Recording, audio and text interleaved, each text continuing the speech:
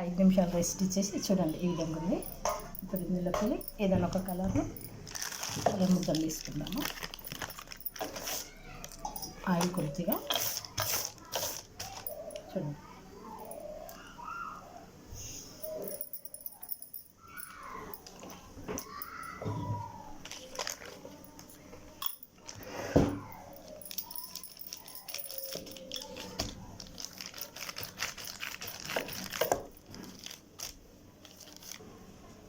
ఈ విధంగా కట్ చేసి పెట్టుకుందామండి. తీసుకుందామండి ఇట్లా పక్కన తీసేసిన తర్వాత ఇప్పుడు చూడండి ఈ పెన్నుకు ఆయిల్ పోసుకున్నాను.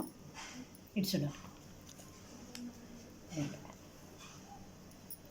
ఉందా అండి, ఈ కొన వరకు వస్తుంది కదా, ఈ కొన వరకు వస్తుంది కానీ దీన్ని ఇప్పుడు ఇట్లా చేసేసి కట్ చేసుకోవాలండి. ఇదిగోండి ఇప్పుడు చూడండి ఇలా ఉంది కదా, దీనికి ఇలా పెట్టేసి ఇటు చూడండి ఇవి రెండింటినీ ఇలా